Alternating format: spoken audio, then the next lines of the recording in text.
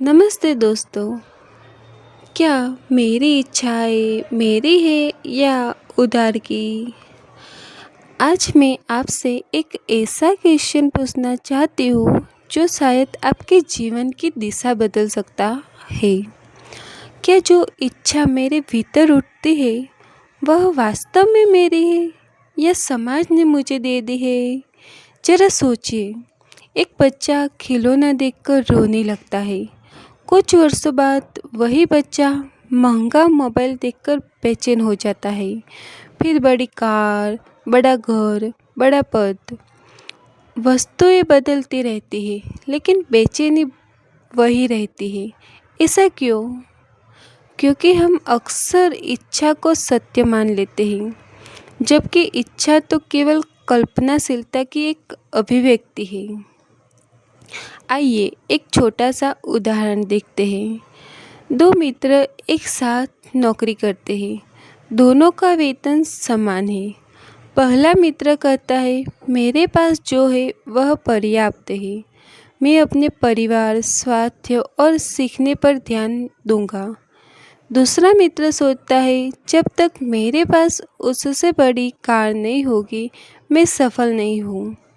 दोनों की आय समान है, लेकिन एक के भीतर समाधान है और दूसरे के भीतर संघर्ष। अंतर धन का नहीं, समझ का है।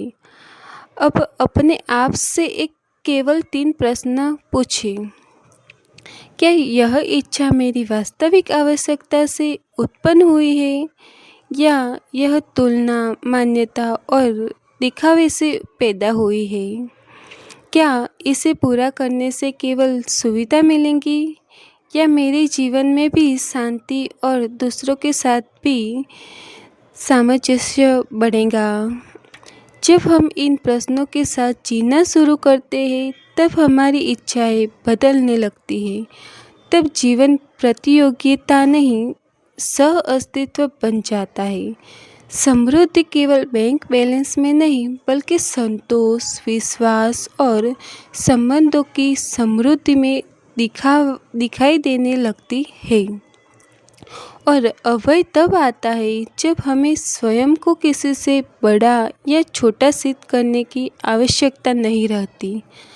अंत में बस एक बात, जिस दिन आपने अपनी इच्छाओं को देखना सीख लिया, उसी दिन आपने अपने जीवन का स्टीयरिंग अपने हाथ में ले लिया। क्योंकि जो व्यक्ति अपनी इच्छाओं का मालिक बन जाता है वही अपने भाग्य का निर्माता बनता है। यदि यह चिंतन आपके हृदय को छू गया हो तो इससे केवल साझा मत कीजिए, इसे अपने जीवन में उतारिए। धन्यवाद।